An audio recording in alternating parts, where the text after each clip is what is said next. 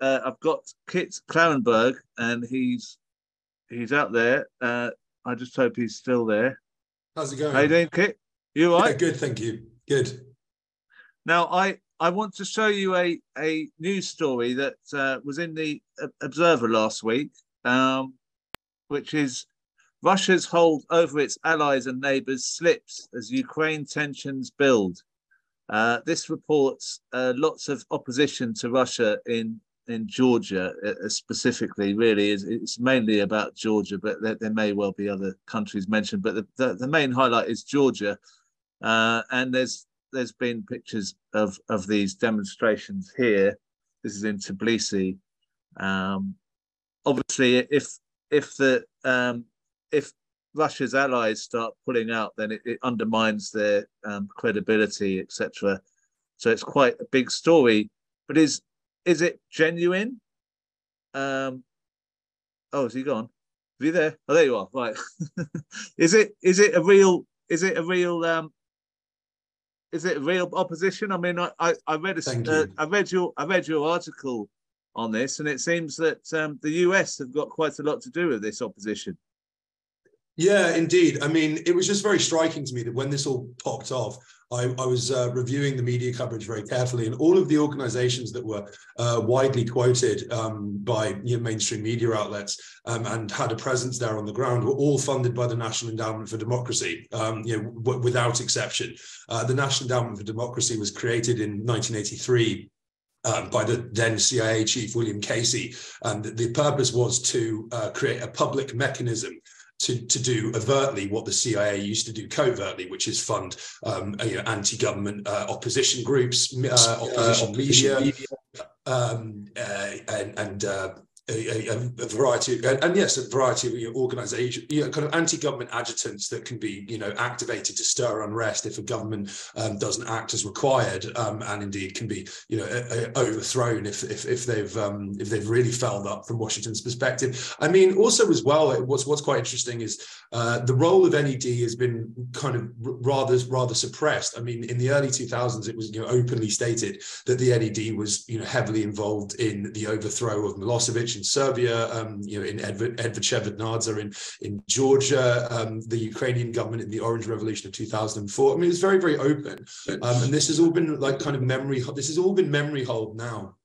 And not only that, it's like actively denied, and people dismiss allegations of US meddling on appeals to the protesters' agency and their legitimate grievances.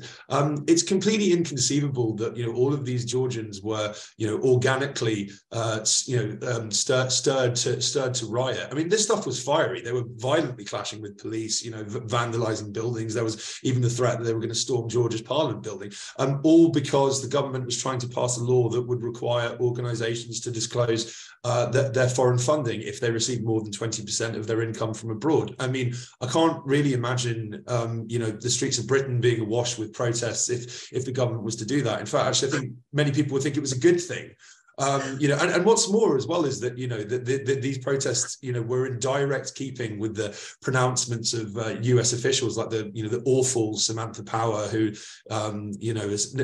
never spots a problem around the world she doesn't think American boots on the ground can solve, and then State Department spokesperson Ned Price, who openly basically threatened Georgian lawmakers, saying anyone who votes for this will be putting the country's Euro-Atlantic future at risk. There we go, Samantha Power. This law threatens Georgian social aspirations. I mean, and then to add insult to injury, when the government finally dropped this, they kowtowed to the pressure. The EU announced that they were going to implement an almost identical bit of legislation, compelling organizations in the EU member states receiving funding from outside the EU to disclose it publicly. I mean, I wrote at the end of the article you referenced that the threat of a colour revolution in Georgia hasn't gone anywhere, even though the protests have largely fizzled out. They've seemingly been replaced by pro-government, anti-EU protests, which have gotten zero coverage, of course. But and then mid-days after my piece was published, an outlet called Georgia Today published an interview with a Lithuanian MEP in which he said Georgians have to pick between their current government or EU membership. You can't have both. which is, a pretty amazing, intervention. And I mean, I did some digging, and of course, Georgia Today's former editor is now an NED fellow, and the Lithuanian MEP in question led an event in the European Parliament on the future of Georgian democracy, which was funded by the NED. So its tendrils are literally everywhere. Wow, incredible! Your research on this.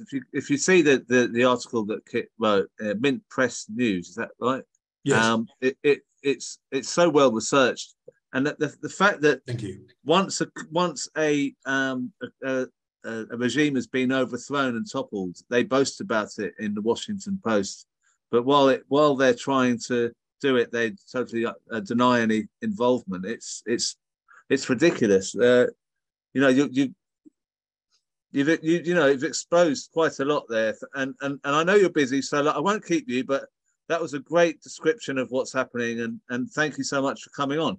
Well, I mean, I can stay a bit longer if you'll have me, but I mean, I think that just more generally, the current environment is quite a tense one, because I think, even the mainstream media is now slowly but surely admitting that far from this kind of heroic, miraculous David and Goliath success story, Ukraine is actually losing very badly, and there are thousands of soldiers are being killed every week, if not every day, in Bakhmut, which they stubbornly refuse to cede to the advancing Russians. And I think that in that context, either the US is going to cut its losses and throw Ukraine under a bus, or it needs to escalate tensions significantly. So I mean, opening a second front in Georgia would be one such means of doing that. The Georgian government have said, or at least claimed, that they were specifically asked on several occasions by Kiev to open a second front against Russia.